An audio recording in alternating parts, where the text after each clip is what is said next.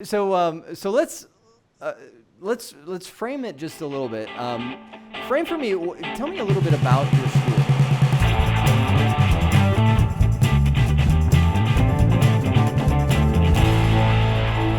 Like, I mean, go with the core. What is the name of your school? How many students? And then just kind of give a perspective of COVID. Now, I know obviously the United States how COVID hit here. How did it affect you in Australia? Let me take that one, David, because I reckon I can answer Yep. the non-technical ones really well. We're from Central Coast Grammar School. We're a independent school on the Central Coast of New South Wales, just north of Sydney in Australia. And we have about 1,300 students from kindergarten to year 12, and about 150 permanent full-time staff, of which about 120 are teachers or in learning support. So the majority of those 100 plus are teachers, and then we have about 10 or 12 in a kind of a learning support teachers aid team. So we regard ourselves as a pretty well balanced school. So we do a great job in performing arts. We do a great job in academics. We do a really good job in sport. We also have a strong, co-curricular program for growing students, a citizenship program. So we try and be a really well balanced school from that perspective. So we were one of the first schools in Australia. It was about our laptop program, a one-to-one laptop program, started in 1995. As far as we know, we were one of the first or equal first in Australia to do that. So we've been running a one-to-one laptop program, not for every year, but we started for years 5, 6, 7, 8, and 9 in 1995, and then very quickly it was an optional one-to-one program for years 10, 11, and 12. About 5 years ago, that optional program for years 10, 11, and 12 became mandatory, and we also dropped the starting year for the laptop program down to year 4. So now we're all laptops years 4, 5, 6, 7, 8, 9. School provided Windows 10 devices or Windows devices, and now it's Windows 10. And then years 10, 11, and 12 could bring their own device. Macs and Windows were both allowed. So there was pretty much a 50-50 mix. And then in years 1, 2, and 3, we have a one-to-one iPad program. So the only year that we don't have a one-to-one device program was kindergarten. And I say it was because as of about, 5 weeks ago, Jeremy, we had small sets in the classroom. But when all of the kids went home to do remote learning, we did a massive deployment program to get them up to one-to-one so they all had devices. So as of today, we can say we have a one-to-one from kindergarten through to year 12. Wow. So even to kindergartners are now in a one-to-one program that you guys rolled out. Was that during COVID? So we have had small classroom sets, 6 or 7 in a classroom of like 24, 25 students. And what would typically happen was the teachers would have different classroom activities. So one group might be doing reading, another group might be working on a particular assignment, perhaps with some help from a teacher's aide, and then another group might be using those in-classroom iPads to do a particular app. It might be Reading Eggs, it might be Mathletics, those types of online learning tools. Yeah.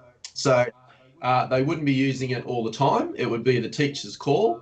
Some of those kindergarten classrooms also had Windows computers. So we're trying to get them to learn to type from a young age. And although now all of our iPads have a little plug-in keyboard, initially we used computers for them to learn to type. So the teachers would kind of switch tools in the classroom as they saw, which tool was best for the purpose. But it meant by the end of kindergarten, the students were pretty familiar with both a Windows computer and an Apple iPad. And then they had a one-to-one device in year 1, 2, 3. So they tended to concentrate more on the iPad.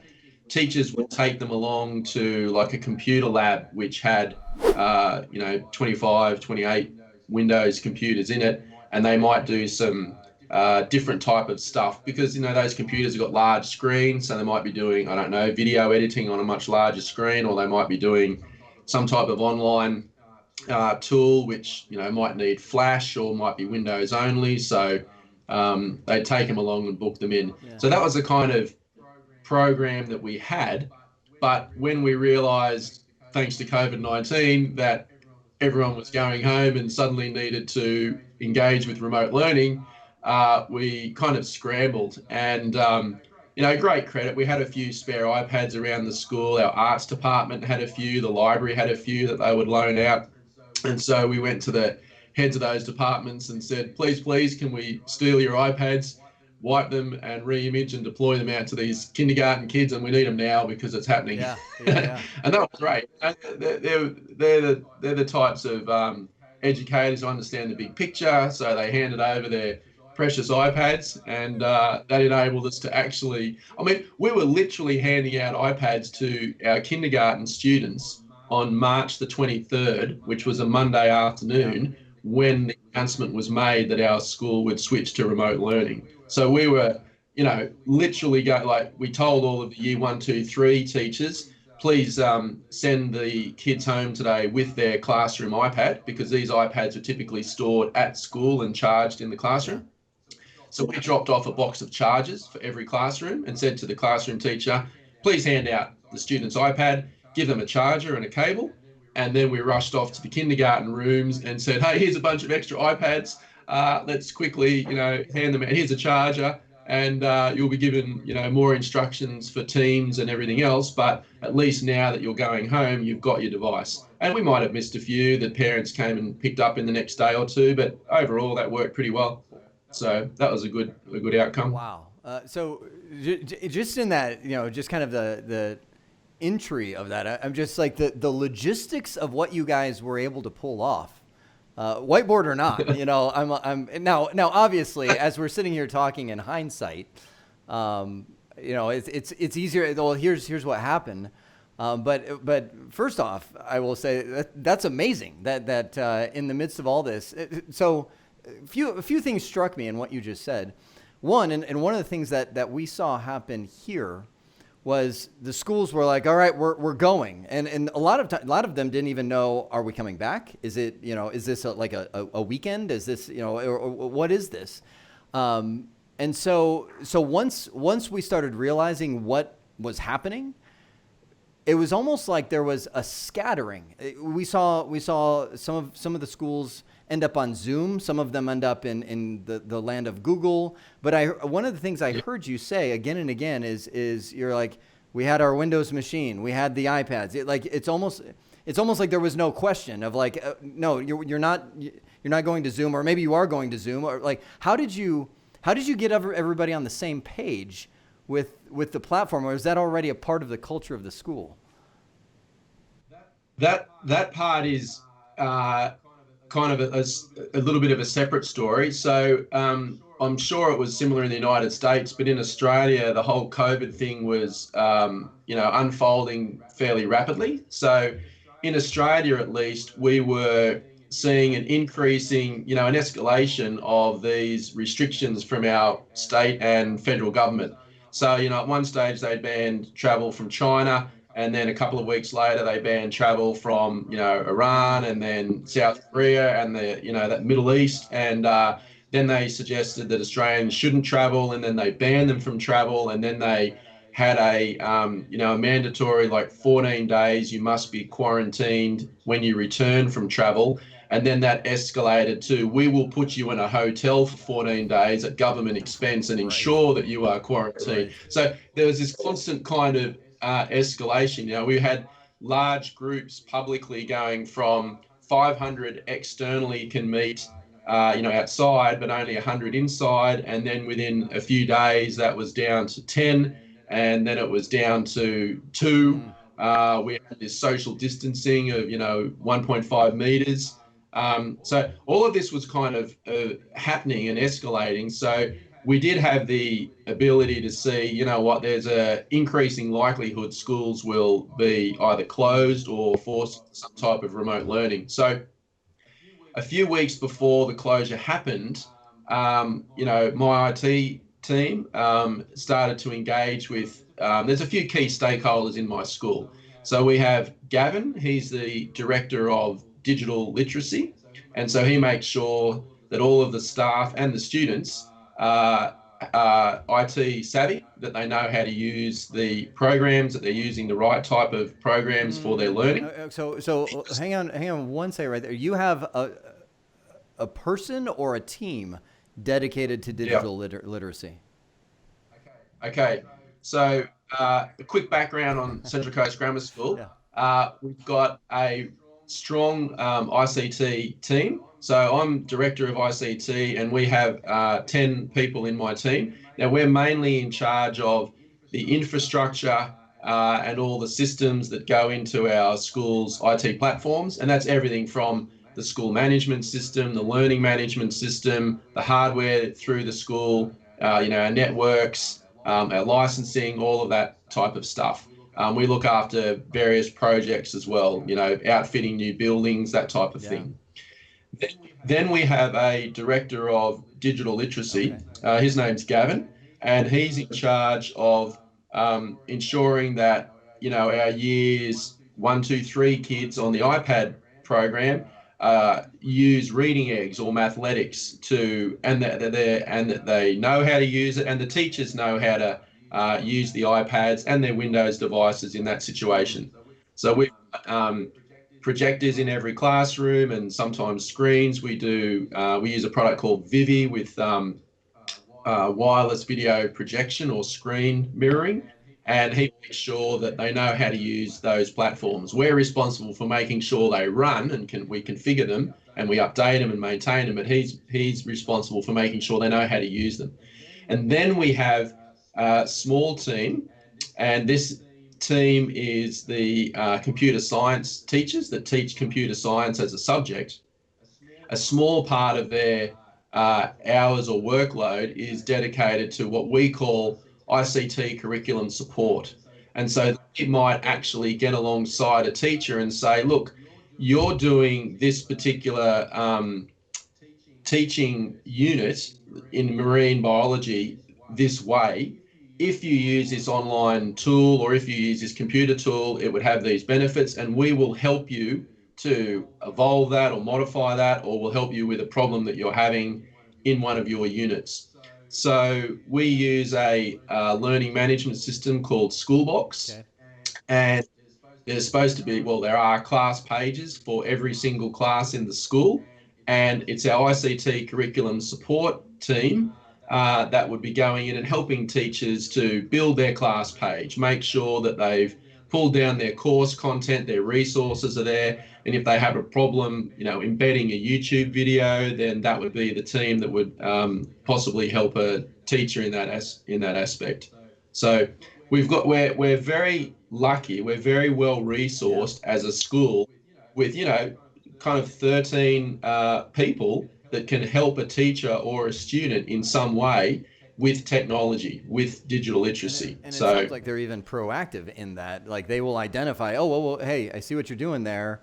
Let me show you how you could do that in OneDrive or whatever the case is. Yep. And OneDrive's a really good example, right? So a few years ago, we looked at OneDrive versus Google Docs and other options, and we made the decision to go with the Microsoft platform. Actually, it was Office 365, including OneDrive. But at that time, and that was something that Gavin, the Director of Digital Literacy, ran. So he did a really good comparison. He used the ICT curriculum support team, those computer science teachers, and also a bunch of other teachers, and he ran a little review of both. And he concluded pretty quickly that we're better off on the Microsoft platform. So that became our school policy. And then my department implemented that. We made sure that everybody had an Office 365 license. We pushed out OneDrive app to all their devices. We did some configuration stuff. In fact, another one of these COVID-19 recent feature rollouts was OneDrive for departments. So a few weeks ago, every staff member had their own personal OneDrive drive online, but departments were still using on-site shared network folders. And this is a legacy thing because they've been collaborating. If a maths department wants to come up with practice maths exams or their programs and material and curriculum, they'll put them all in the maths department folder shared under T drive for teachers. Students can't get there. But of course, when we moved to remote learning and we knew that all the teachers were going to be from home, we were like, we'd better ramp up our OneDrive department deployment, which David Nichols had already planned, had already tested, had already kind of started. But that became hey, on the week, literally David Nichols on a weekend put all of the department folders into OneDrives and then lock the network drives, and we send an email out saying, this is what we've done. Wow. We had people from the school, so we made it clear, we're doing this so that when all of our teachers are off-site, they can access their department files without needing to VPN and all of that layer of complexity. And they agreed, but then we did it, and literally David Nichols did it in a weekend. We were moving fast and hitting hard. Right. Well, at least he was hitting hard and moving fast, and I was like, "Go, David! Quick, faster!" How are we going with that? Well, that's one of the things that has been amazing through this is typically, a move like that. You're like, I'm already just stunned like 3 times over with some of the things that you were able to pull off, because and you guys know, a move like that, to move, we do that all the time, move a school's share drive up to SharePoint, but there's like, to do that over a weekend. So there's the technical, like, okay, drag drop, waiting for file copies and things like that. But how did you, even in the thick of COVID, and this is actually one of the main reasons when I was reading some of the things that you've pulled off, I was like, how did you get, with the amount of staff that you have, how did you get them to jump into the new systems that, you moved from, like, I'm just going to say it one more time. You moved from shared drives on a local server to literally, OneDrive for departments, essentially SharePoint in the cloud, over a weekend, and people are ready to remote learn. There's got to be something on that whiteboard behind you that's like, and then they all took the magic pill. Like, how did you get them to do that? I'm sorry. The technical element alone is huge, but it's more of, I'm also looking at, like, how did you get everybody to adapt to a new way over a weekend? I think it was two-phase. The first part was, we knew this was all coming, the concept of remote learning. It had to happen, or as we've been calling it, virtual classrooms. And on the Friday, like the weekend we did this was the Friday before the New South Wales State Premier said, stay home unless you can't. You shouldn't go to school unless you absolutely have to drop your kids off because you're a critical worker. So we just did it, and the staff knew eventually they'd need to use it, and they saw the benefits. So when I sent the email, Sunday night, or I think it was actually Monday morning by this point, they all just went, okay, this is what we've got to do. They wanted to keep teaching. Yeah. So. Jeremy, we like, it's still a big deal, but we do have a really good culture of staff engaging with digital tools. Yeah. So because they've had 25 years and a one-to-one, laptop program and iPads for 5 years, every staff member has a device. And Gavin and Janine, Gavin's that Director of Digital Literacy, Janine's the Head of ICT Curriculum Support and Head of the Computing Science Department.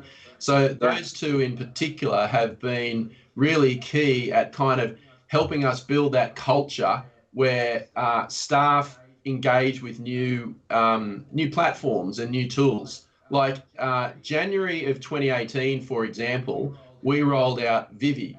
And the backstory to Vivi was we needed a wireless video projection or screen mirroring platform for a new building that we were finishing renovating, 10 classrooms.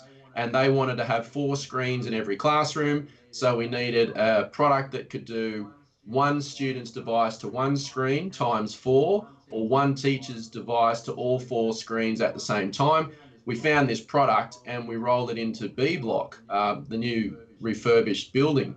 But at the same time, everyone was saying, oh, that'd be great in every classroom. And we were like, we don't want to do a mixed deployment where when teachers go to B Block, they're using one thing, and when they go to all the other blocks, they're using the other, and they're using cables and wireless here. So we rolled that out across the whole school, and the engagement or the uptake of that was amazing. Yeah. We literally had, on day one of 2018, students downloading the Vivi app, and in 5 minutes in the classroom, they were using it. We had teachers who were learning how to use Vivi the afternoon before school started and using it in lesson 1 of day 1 of 2018. Wow. And by 2 or 3 weeks, everyone was using it heavily. And one of the funny stories about the Vivi rollout in particular was we had a 1 hour outage 3 months in. And the amount of whinging and complaining with everybody saying, I can't use Vivi, the whole system's down, I can't teach. And it's like, all you have to do is plug your cable in like you did 3 months ago, just for an hour.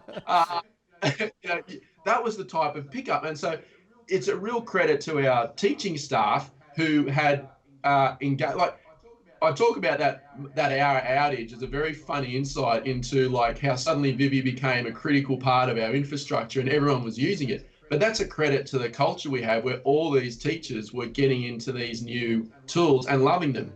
So now if we fast forward a couple of years later with the COVID-19 thing, yes, we had done OneDrive for staff's individual folders. So their H home drive became, this OneDrive. And they knew we were going to do that for departments. But literally, as David said, the decision was made on the Friday before. So March the 23rd was D-Day for us in Australia. So we had some indications from public statements that this was likely to happen.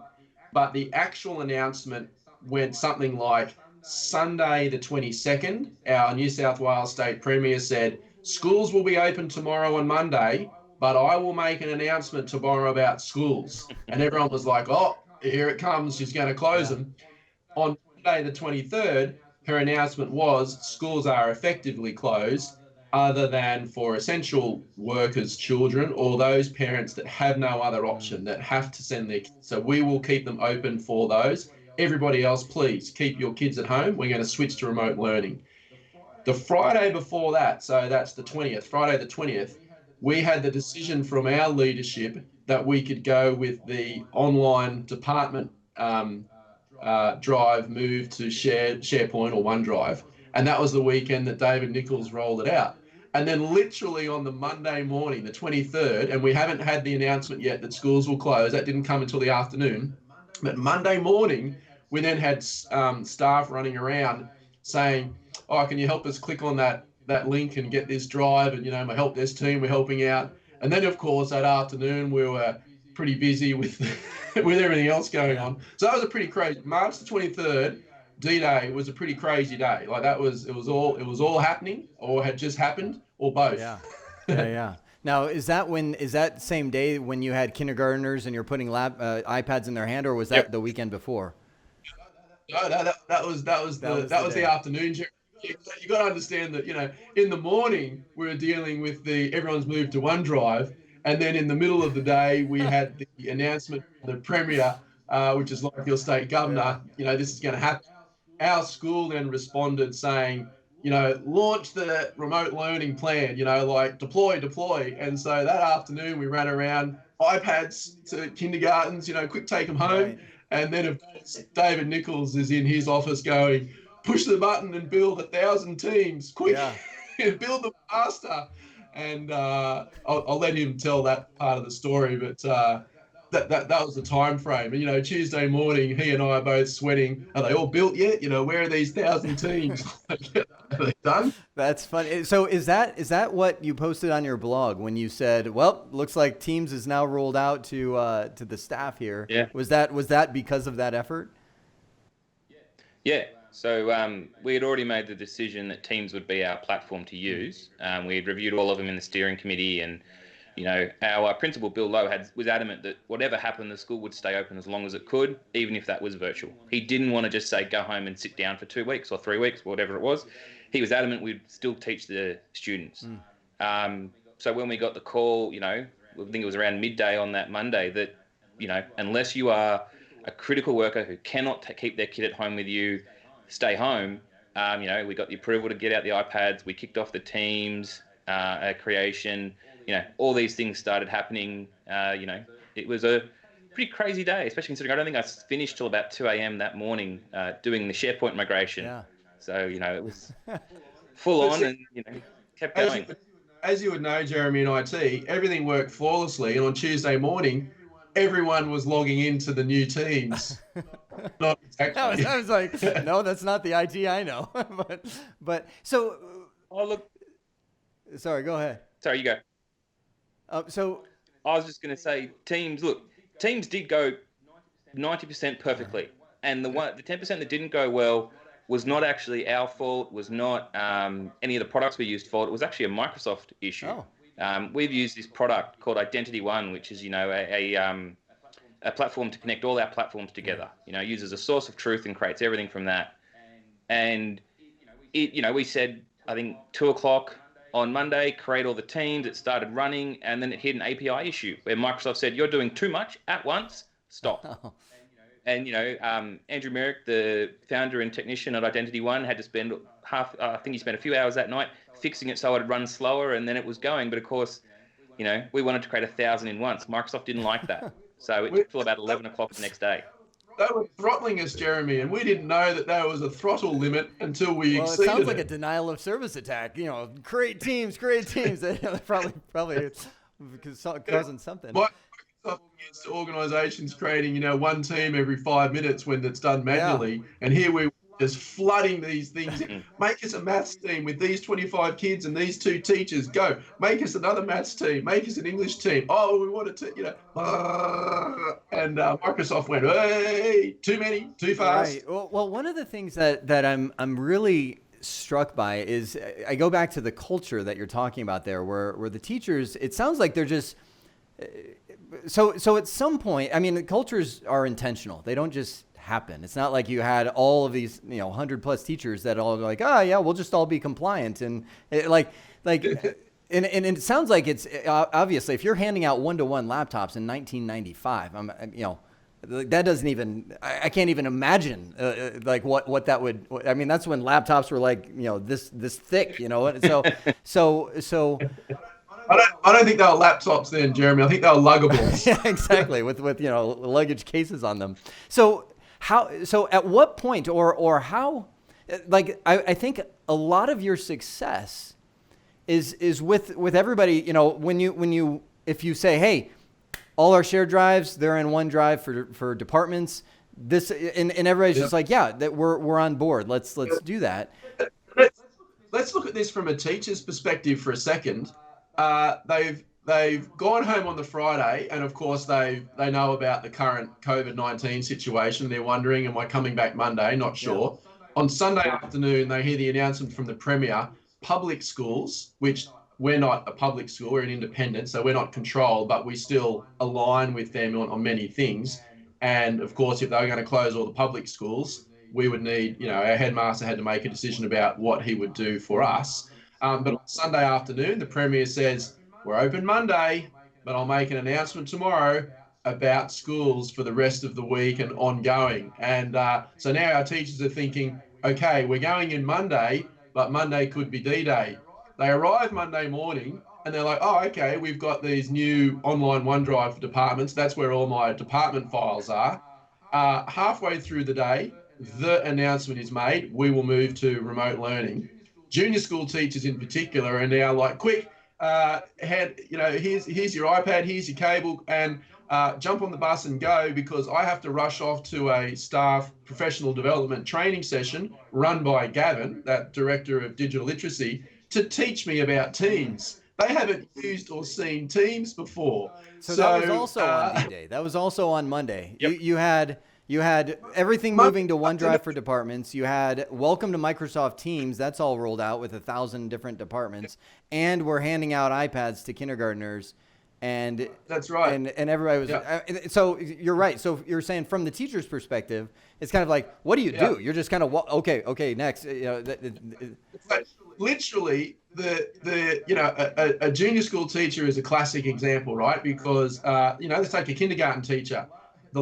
After lunch on Monday afternoon, they're now handing out the iPads to the kids with the chargers, and they're saying, you take this home. This is what you're going to use for the next few days or few weeks. We'll tell you how to use it. There'll be a new product coming, a new platform called Teams, and you'll be able to log in, but we'll tell you more about that tonight or tomorrow.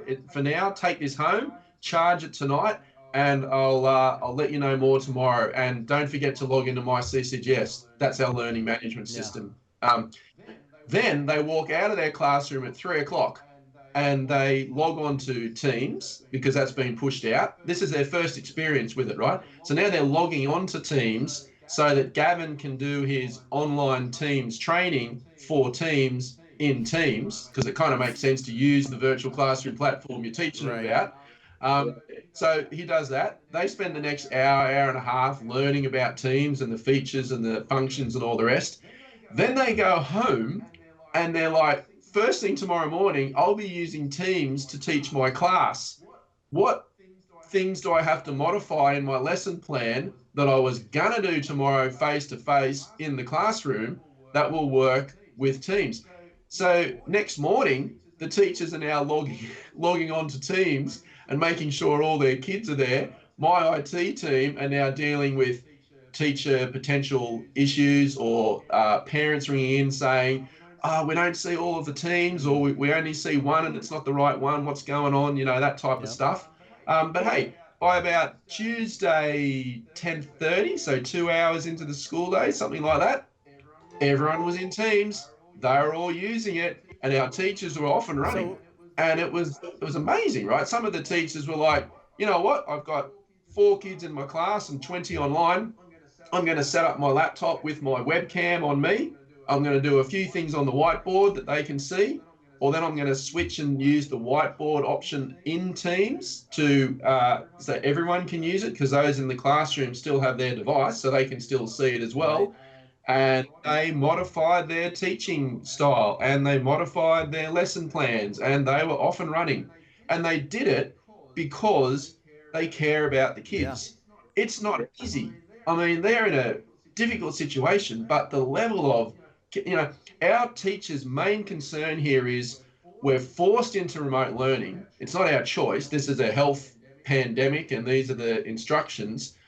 How can I now use the tools we have most effectively to get the best teaching and learning outcomes in that time? What can I do? And it's all driven around, how can I be the best teacher? How can I get the most out of my students? And we're really fortunate because we do have tools that we can use for this that some schools in Australia cannot. We too have, lower socioeconomic areas where students don't have a lap, there might be 4 kids at home and only 1 computing device in the house and poor internet.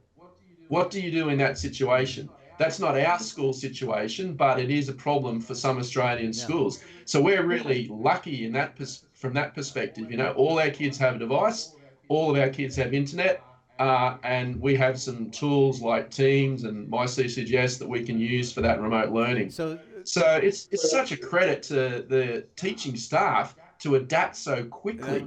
But that comes back to the culture that we've all worked so hard to build. And that's everybody from our, school leadership to Gavin and Janine, Director of Digital Literacy, Head of Computing, Head of ICT Curriculum Support. We in ICT, we do our best to try and build that culture as well and support and enable it. We would see something like Vivi, right, 2 years ago and think, what an awesome tool. If that was in the school, I reckon our teachers would love it. And so we bring that idea in, get their feedback, they'd love it, and then we deploy it. But we can only deploy it and have the success we had with it because of that culture that's there. And so when it comes to something like Teams, where you have to suddenly use this platform, you didn't have this months and months of build up of like on-site training and, coming to grips with it. It's a huge credit. And so don't get me wrong, some of our teachers would have been stressed. They've got their own kids at home. Like some of our teachers have got 3 or 4 blood kids themselves, their own biological kids. They're now at their home while they are now trying to teach the 25 kids that are in their class. And provide assistance for the other. I mean, that's amazing. And at the same time, some of them are dealing with their own, husband or wife that has lost their job because all of these businesses have shut down, restaurants closed, and tourism's shut down. So, but to their credit, look at they've delivered an awesome result. Yeah. So that was one of my questions was what online classroom environments, but that you did everything in Teams. They're running their classes in Teams. And they did that by Tuesday at 10:30 a.m. Like you've got a fully functional remote school, students with laptops, iPads, in Teams channels, whiteboards, live stream video. Yep. And it all worked. I will just say one thing. We had a learning management system. The actual product is Schoolbox, but we brand it as My CCGS. Right. And like other learning management systems, that's a place where you have a class page. Teachers can put resources there, whether it's a YouTube video or a PDF or an Office document they've created or some other text or images, a PowerPoint slideshow, whatever. That then students can access and use, and they can post an assessment. A student can do the assessment and then submit the assessment online. Now, we've had that in place for years. So our particular platform, we evolved to Schoolbox or My CCGS in 2017. But before that, we were using Moodle, which I know a lot of teachers would be familiar with. So we've had, many years of the LMS side. But the key difference is LMS is like that digital form of old school correspondence school, like you can post instructions, you can post resources, but it doesn't give you that live, virtual, real-time interaction. It doesn't give you the video conference capability. It doesn't give you webinar. It doesn't give screen sharing. I can't whiteboard and explain a concept. And there's such a difference. If you're learning Pythagoras' theorem in a triangle, it is such a difference for a student to read, go read chapter 13 of your textbook and do the exercise at the end, ask me any questions, or watch this YouTube video on Pythagoras' theorem and then do this exercise, to a teacher actually drawing the triangle and then talking through it as they're going. Students can ask questions and then the teacher can answer them. That is much superior as a teaching tool, and that's why we wanted to have a virtual classroom platform. And so one of the things that I would strongly suggest to other schools, considering all of the remote learning options, virtual classrooms are significantly superior. And I strongly reckon that should be one of their top priorities when moving to remote learning, have a virtual classroom platform. We use Teams and it worked really well, and there are other virtual classroom platforms, but that makes a huge difference, not just for the delivery of the material itself, but also it continues that relationship between a teacher and a student, which is so important. And teaching is built around these relationships. And if the student is going to a class page, reading the instructions and then doing them, but not interacting with the teacher, that relationship will diminish over time. And that means that your teaching and learning outcomes will diminish. So, if you believe, as we do, that the teacher-student relationship is critical to the learning process, then you would also make the connection that a virtual classroom platform is significantly superior to an online learning management system. For sure. So looking back at this, looking at the whiteboard of what happened, what is there anything that in hindsight you would have done differently? Whether it be, I don't know how you guys did you sleep over that weekend before D-Day? I mean, it was like that Monday, it's epic. It's like it should be memorialized as the most that like you did what would typically be a year of rollouts in a day, and it worked. So looking back, like I say that with the premise of like what you accomplished was nothing short of a miracle. But what is there anything that you would have done differently? Did you sleep, first of all? I've got to know that. Did you just like coffee through the entire weekend? David Nichols is a bit too humble, but he did a stellar job over that weekend, and he's usually he likes going to bed a bit early, then he gets up super early. But I know he was online at like midnight and 2 a.m. because I'm a night owl. So I'm up asking questions and he's answering them. I'm saying, how's the OneDrive going? How, da, da, da, da. But I reckon it'd be worth Nichols to jump in. What could we have done differently in hindsight? Well, the first question, did I sleep? Not really that week. From that Friday before, the Monday, the Tuesday, Wednesday of that week, we moved to this platform. Not really, because even after we had done the migration, our help desk was getting slammed with tickets. Parents saying, "How do I open this? How do I do that? I can't see this." Some of them just saying, "My Wi-Fi's not good enough. Can you give any assistance?" And we were trying to help them as best we can. So yeah, didn't really sleep that whole week. In terms of what would I do different, if I had more time, I'd want to have spent more time talking to the key stakeholders, staff, parents, students, even more time talking to the executive. It was very much, flying by the seat of our pants, going as fast as we could. So when you as say you talk said, to them, we did are what you I thinking training? Are you setting expectations? Like what kind of things would you have done? Well, even to figure out, do all teachers have facility at their house, whatever, to do remote learning? Do we need to get anything? One of the things we very quickly realised is the webcam, the microphones on their laptops were not good enough, so we had to order headphones. And then we had to get them out to them because we'd had half of them rolled out, but then of course they were told to social distance and stay at home. So, organising that. Students with the same problem, some of them, our school had been very big on for a long time. Not everyone, students shouldn't have a webcam. So we were buying laptops without webcams. Suddenly the people are going, "I don't have a webcam. How can I use this?" And we're going, "Well, sorry, we're going to have to do the best we can because we can't afford to go and buy hundreds of webcams because people are, selling them for ridiculous amounts now."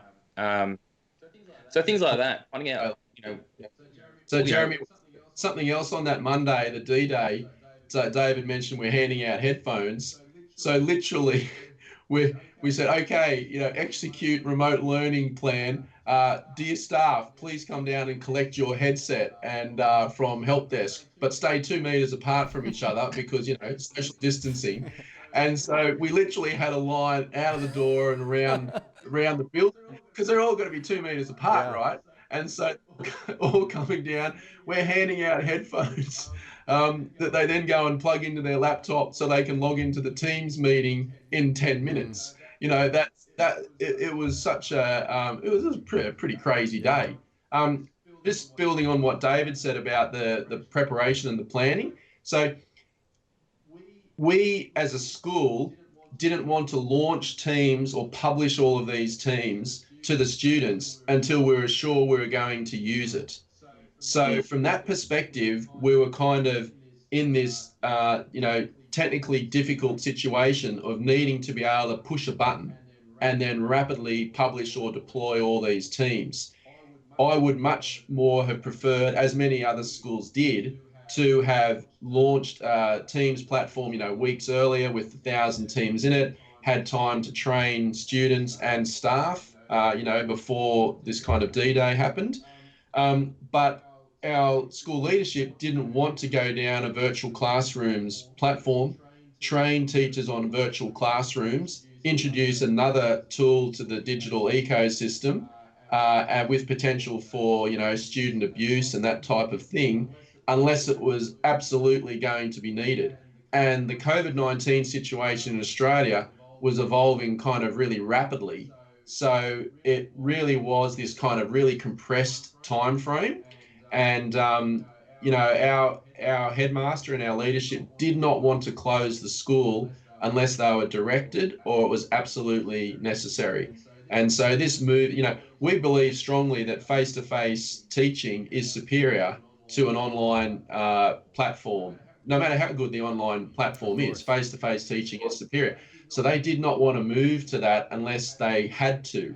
And so you've got this really difficult balance situation of, we don't want to spend too much time and effort training staff, deploying this thing if we're not going to use it, versus, okay, now it looks inevitable, we're going to have to build it.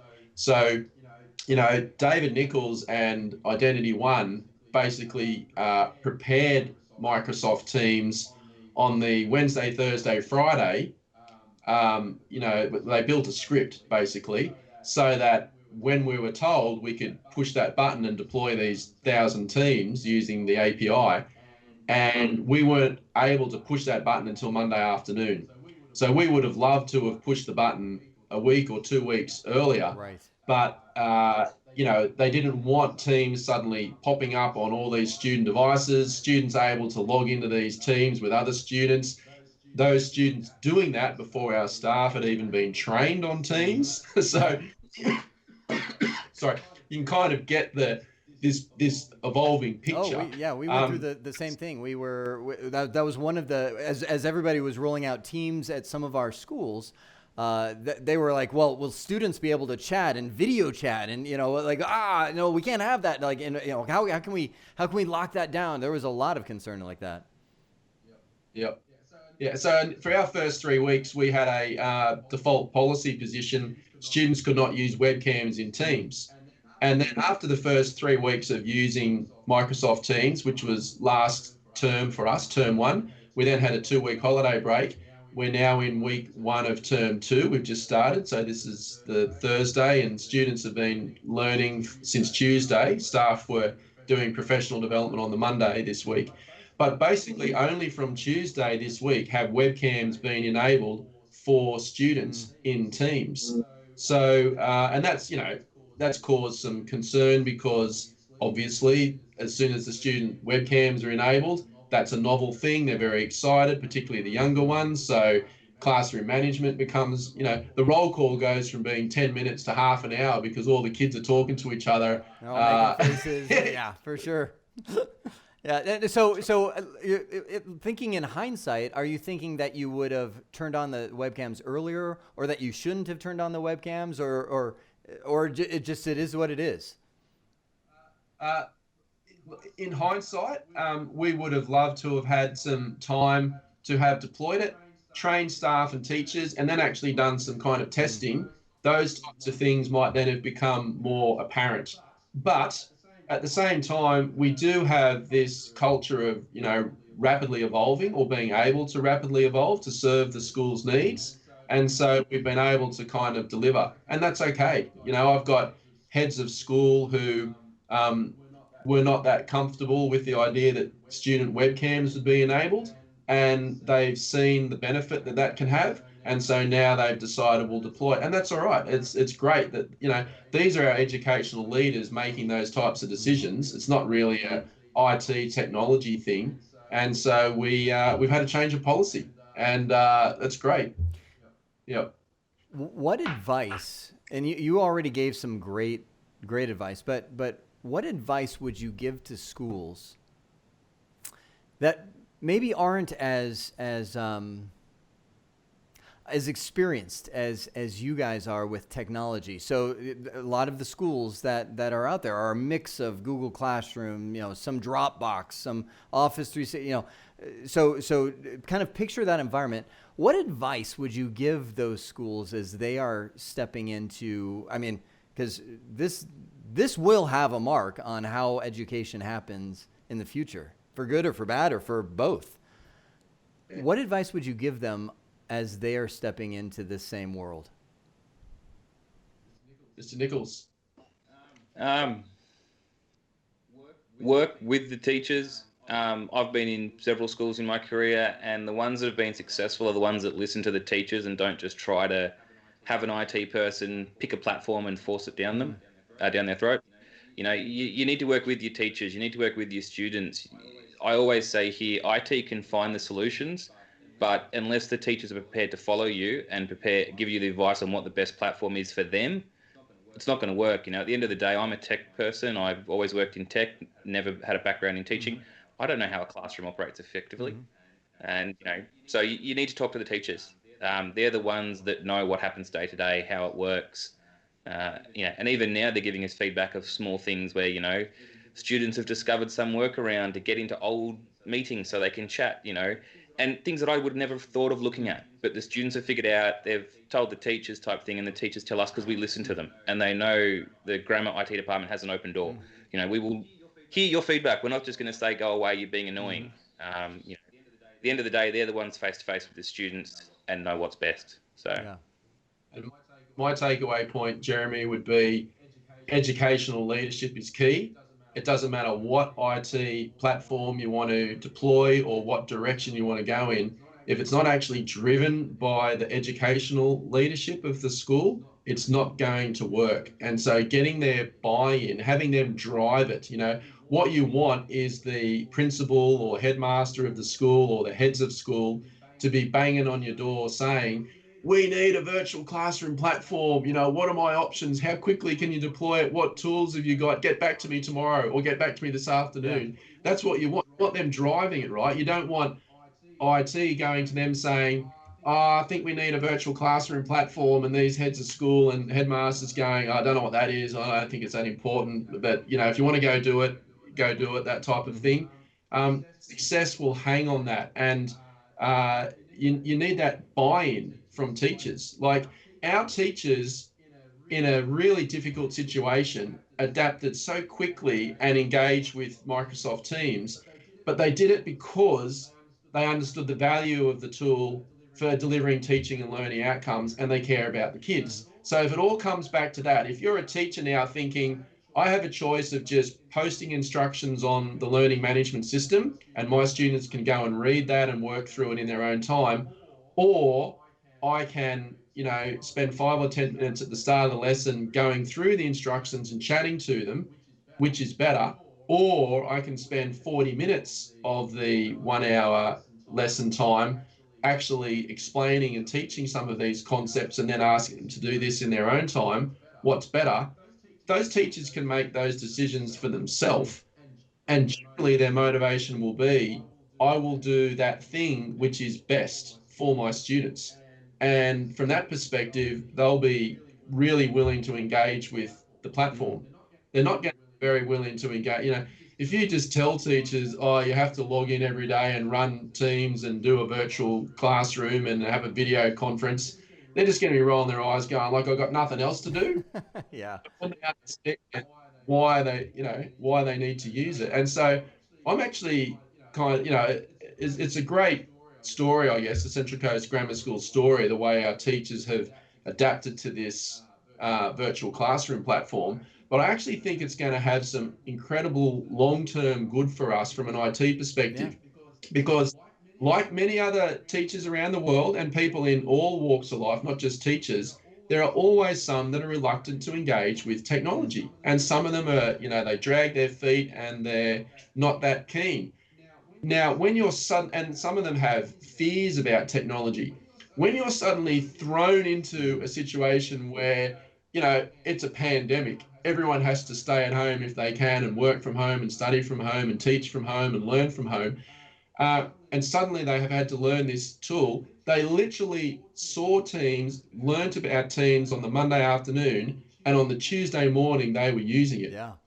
I'm hoping that that will last in their memory for a long time of, what, I learned a whole new platform, a whole new tool, and even modified my teaching because we had to for the kids. And when we turn around in 6 months or a year's time and say, hey, we've got this other tool we'd like you to have a look at, they'll be like, why not? I learned the last one Mm-hmm. overnight and great.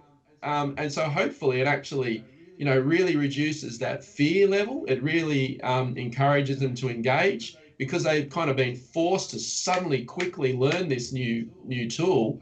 Hopefully that means that, what, I can learn these tools really quickly. Yeah. And so it takes away a lot of that reluctance and that fear. Yeah. So hopefully that's a really good, outcome going forward. I think there's going to be case studies for decades on how COVID has changed the world, and I think you're nailing it with one of. I mean, there's a totally different emotional response of jump in the water, swim.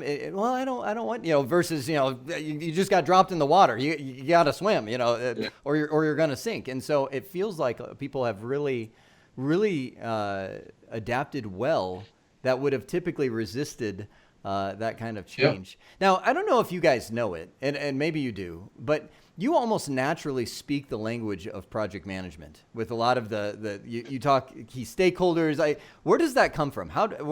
Is that something that you've intentionally grown in, or is it? Tell me about that. Oh, yes, the difficult questions, Jeremy. To what do I owe my outstanding success and runaway popularity? Was that what I asked? I don't think I asked that, but please share. I'm pretty sure there was a Mr. Burns was running for governor or something, and Lisa had to ask one of those Dorothy Dixer questions. Yes.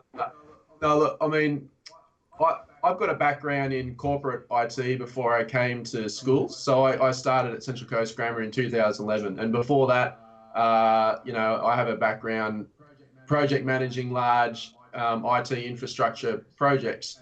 And so, I've brought that ideology with me into the school. I'm quite a fan of the triangle, the time, quality and scope project management triangle. Trying to nail one of those sides and then let the other side be flexible. I've done some courses and a lot of experience in corporate IT. It's interesting because projects in schools are really different. In a corporate environment, you can have 5 people pitch for their preferred project, and the company turns around and says, which one will give us the most profitability or the highest revenue for the least spend? That's the project we're going to do first. That's the number one priority. And the other 4 people that might have pitched their projects and lost out, they understand that because the company's driven around profitability. And so then everybody just gets on board because the management says, we're doing project number X. That's what we're doing. We're going for it. A school is really different because you don't have this direct quantifiable measure of profitability. You have people saying, if we do X, we think it's going to improve educational outcomes by, X percent. If we do Y, we think it might improve outcomes by Y percent, but we're not really sure, and there's not necessarily evidence for it. And so sometimes you have this ideological clash or difference of opinion. And so part of the project management role here in a school is to kind of get the stakeholders on one page so that they're not still, pushing their own preferred method. You want them to come up with their preferred direction. And that's one of the challenges for project management and IT leadership in my school, is that sometimes you have people that want to go in different directions, and you have to kind of say, look, we'll go whatever direction you want and we'll help you get there really fast and really well, but you need to decide which direction. And so you guys need to figure out which direction you want to go in, and then we'll do our best to get you there really well, really effectively, really efficiently, cost effectively, all that stuff. But you guys have to, and sometimes you have to spend time actually helping them. Okay, Bob, can you see how Peter thinks this, but you think that, and that's different? So we can't do both. We have to choose where you want, and you have to kind of, and that's an interesting challenge. That really crystallized what Dave Nichols said a lot, which was you've got to listen to the teachers. What's funny is when you said that, Dave, I sat to myself and I thought, well, what do you do when the teachers don't agree? And you just said it perfectly. You're like, well, you let them figure it out and you walk them through figuring it out. You have to agree on a platform. If it's Zoom, then agree that Zoom is providing the best, and then support them in that. And I think you just crystallized the whole. I'm not going to say it's your secret sauce, but one of the ingredients of the secret sauce of getting a culture like you guys have established there. So well done on that. Last question I have, and I know we're a bit over on time, but I'm just dying to know, because we out here in America, I am promoting Ubiquity like none other, just because I stumbled on this company a while back, and I'm like, this is phenomenal. I mean, they're making a lot of amazing stuff at amazing rates. I too stumbled on Ubiquity because Nichols kept putting it in the office and putting it in my path, and I kept tripping over it. So I still encounter schools that are going with, we'll just say, another vendor, paying 3, 4, 5 times more. And I'm like, I'm waving a little flag, like, hey, this is good. So Dave Nichols, was it just making him fall over the equipment enough that made him go, okay, fine, let's do this? Or like, how did you guys end up deciding to go? And if I'm remembering right, you went all Ubiquity, like WAPs, switches, everything is Ubiquity. Yep, everything. So myself, I discovered Ubiquity back in 2010. I was at a school, not a big budget, The Department of Education had been rolling out what called the DER funding. So, everyone was getting a device. We needed to have lots of devices. This school had about 6 access points around the whole school. And the principal came to me and said, oh, by the way, this Christmas, I think it was middle of December at this point, he goes, you've got to roll wireless out for the entire school by January. And by the way, you don't have any additional budget. So I found Ubiquity that was, very cheap and was able to achieve something. From there, when it came time and I was at grammar, I think it was really nice of David Soede. It was my first day. It was, by the way, within 3 months, replace the entire infrastructure. Just what a good starting project is for a school. And that's great, right? Because then it means that it's his infrastructure, it's his system, his design. Yeah. Why should he spend years struggling with someone else's? There you go. That's a way to immerse. That's for sure.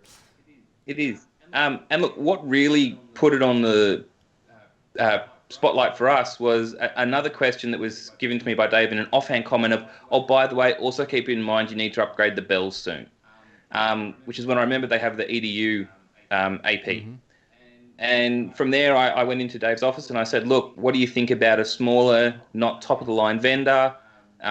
He said, look into it, get some test gear. At which point, everywhere I approached said, no, we don't do test gear. I was tweeting heads of Ubiquity that I could find, and eventually a man named Ben Clayson from Leader Systems in Australia, who's their biggest importer, called me and said, look, we'll give you test gear if you stop bugging Ubiquity. That's funny. And that's where we got a test gear. He gave me enough gear to replace one of our buildings with 5 classrooms in it. We did a test case. I asked staff if I could do it. We tested it for a month. I then kind of said, how's the Wi-Fi? They said, oh, yeah, it's been really good. When are you doing that test? Because it's actually been really solid lately. And I said, well, I just have. It's been in there for the last month and no one noticed and actually said it was better. So we went through our normal tender process. I got all the big ones in there, Cisco, Aruba, Meraki. I can't remember the other name. Tested them all. And in the end, for the price point and the features we get, Ubiquity was a clear winner. And we're talking 6-figure savings for the school. Yeah. Which meant we were able to do projects like Vivi. We probably wouldn't have been able to do that as a whole school rollout if we hadn't have saved money with Ubiquity. Wow. We've had probably 2-3 issues in the school, totaling maybe 2 days of outages in the last almost 3 years we've used it. One of them was a firmware issue, which Ubiquity very quickly fixed with the help of Leader. They've got a fantastic service desk that you can call in Australia. And if they can't fix it, they've got access to Ubiquity to help you fix the issue, which is what they did in our case. At one point I had a VP of EdgeMac switches connecting into my machine remotely to help configure a core router. And the other issue was not theirs. It was actually, we had some dodgy cabling under a street that when we were routing new cabling, it was flexing because it was internal fiber the previous people had run. And of course the spanning tree issue, which was actually my config issue. Again, Ubiquity gave me the right settings. We fixed it. We got rid of that cable. And other than that, it's been pretty rock solid for us. We see 1,500 to 2,000 plus users a day on our network. It's simple. I manage bits of it, but the help desk team also manage bits when there's an issue with something. They just jump on the controller. It's easy to use. It works. And the integrated WAP and paging system does exactly what you need. I don't know if you heard that about 15 minutes ago. Music started playing in my office. That was one of the bells going off because I've got an AP, so I know it works in my office. Got it. Uh, so yeah, we have 3 or 4 bells a day that play music around the school, different areas of Vivaldi, depending on which season it is. You know, works well. Yeah, I can't fault Ubiquity. I find that, yes, they're missing some of those bigger features, you know, onboarding solutions and so on. But at the same point, the kids here at Grammar are really smart. They're switched on. When I tell them to connect to a Wi-Fi, they don't need a step-by-step guide. They go, oh, yeah, I know how to do this. Yeah. You know, I click the little Wi-Fi signal and select CCGS. Oh, my password, done. Yeah. You know, Kindergartners can do that. And, yeah, for sure. Exactly. You know, and for me, I'm a big believer in saving money for where it counts. You know, I've said this, I think, on my blog and also in talks before. No one has ever come up to me and said, thank God you use product X. They don't care. They just want to know that when they're in the classroom, or even in our case, anywhere on the school grounds, they can see that little symbol saying CCGS, strong signal, and they can connect and work. That's awesome. That's great to hear, and I hope that goes a long way in convincing a lot of other schools to take a look at the thing that you keep putting in the hallway that they're tripping over and say, you know, this could be a great. Jared, yeah, we were almost like a case study school in Australia, because I don't think any other really large school as well resourced as us had done Ubiquity before. So our first order was something like 60 network switches and 150 wireless access points. Is that roughly right, David? Yeah, 59 switches, the ES48 500 watt and the XG16, about 12 of them. As you said, we did our entire system. So our core switching, our edge switching, you know, every AP in the school. The only bit that is not Ubiquity in that whole area is the firewall. And partly that is because we already had an existing firewall we didn't need to replace. Yeah, you know. it's not Ubiquity yet. But Jeremy, we found that it was such a cost savings. You know, we were basically looking at the cost of Ubiquity was a third of the cost of alternative vendors like your Cisco, like your HP Aruba, after they had discounted for EDU. And when you're turning around and, like, typically in my school, we will lease hardware for 3 years. We don't like buying it and then after 4 or 5 years having to argue to spend money to replace it. So we have a OPEX model in our budget, which works really well for me. It works really well for my business manager. And if schools can afford it, it's great. Because what it means is every 3 years, we can spend the same amount of money in a lease, but upgrade and replace all of the equipment with the latest and get more storage, more CPU grunt, more wireless features, all that kind of stuff. And so for us, we were looking at a third of the cost of our network switching and wireless access points, and saving hundreds of thousands of dollars meant that we could effectively put another teacher into a classroom in the school. And I can assure you that that extra teacher is going to make such a bigger difference for teaching and learning than having a different brand on the equipment that's in a data center that no one sees. Because the performance of Ubiquity is just what I would expect from the performance of those top tier vendors, like your Cisco Meraki, your HP Aruba. For me, it's the same. We've got monitoring on it. We look at all of the numbers coming through. It performs really well.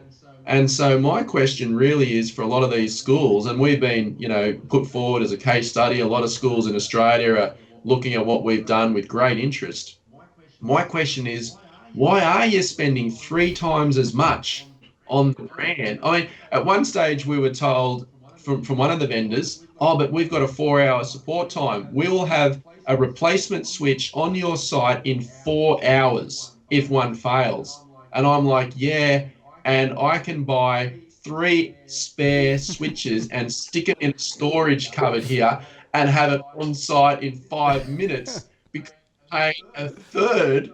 You know what I mean?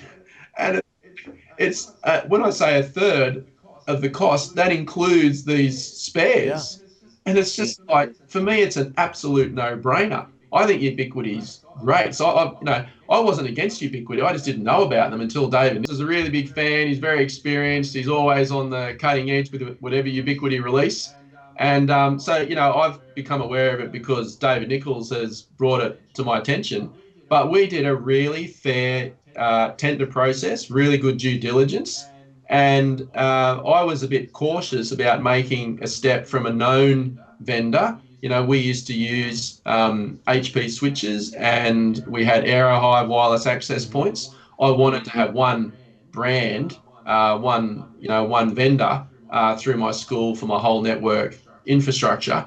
And I was cautious. I didn't want to jump into an inferior product. We did a really good tender process, really good testing, and we stressed these things. When we did that Vivi deployment, right, we had to do wireless video projection. And back in 2017, when we were doing the testing, it became really obvious that the amount of bandwidth you needed for a device to wirelessly project its screen in an uncompressed mode, because back then they were taking their whole screen and throwing it out to the mirroring device without compression. So that meant that your wireless bandwidth was suddenly much, much greater. It also meant that there was much less load on the device sending it and the device receiving it. Interestingly, since we did this, Vivi have now compressed it, which means much less wireless bandwidth, but much more load on the device compressing and then the Vivi uncompressing at the other end. But when we did the test, there wasn't that compression, which meant it was a great strain on your Wi-Fi. Because if you took a 100 megabit stream needed for HD 1080p in an uncompressed format, and you had that going from 4 devices in a classroom to 4 screens simultaneously, that's 400 megabits of bandwidth needed in one room before you had any web browsing, email, or any other data going on that network. Now that exceeds the typical 250, 300 megabits Wi-Fi, which means you need 2 wireless access points in a classroom. And, once you start doubling up the number of wireless access points, costs just keep growing, Jeremy. And so something like Ubiquity allows you to do that so cost effectively. It's I feel we've really got a great, we leveraged Ubiquity really well. Lots of cost savings put into much features. It's worth saying as well there, with that test, we did eventually put 2 APs in every room to begin with in this B block. All the other platforms we use, none of them would actually load balance the traffic across the 2 APs. Whoever you initially connected to was where you stayed, and that's where you were.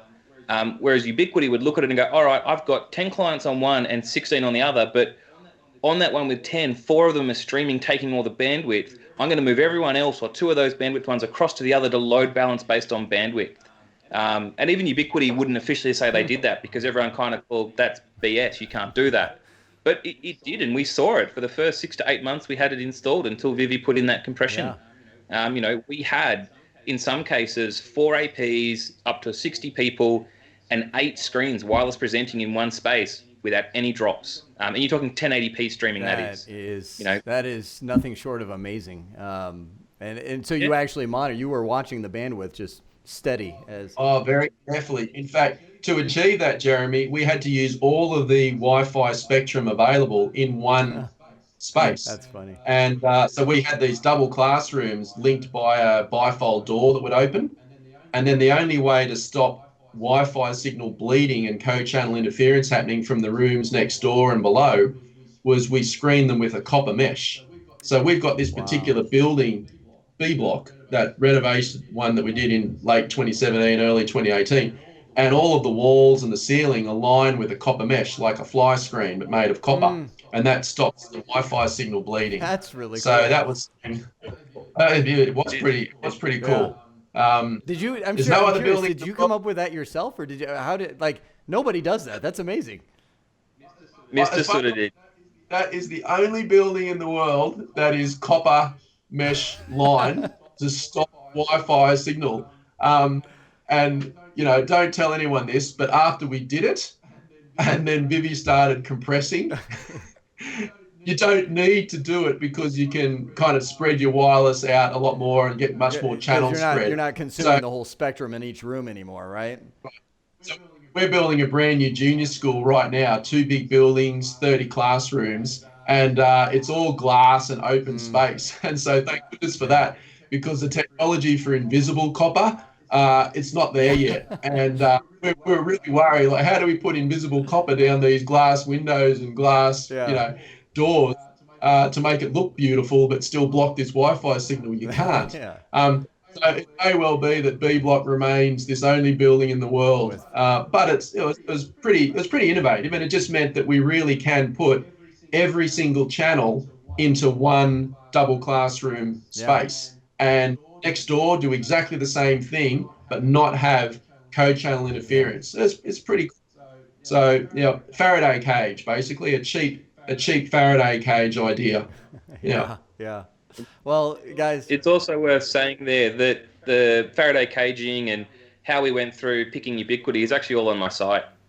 If anyone does want to read it in more detail than I'm 10 gonna minutes. put your site in the description. I think it'll be Yeah. that'll be really cool. And that's, I mean, again, seeing your site, that's what started me on this entire thing. I was like, these guys are doing some really cool stuff. So well done. I'm excited. And guys, I appreciate the extra time. I know you're into your day, and I'm moving into my night from your yesterday. So it's been great talking to you. And honestly, I'd love to do this again sometime. It's really good to hear you guys.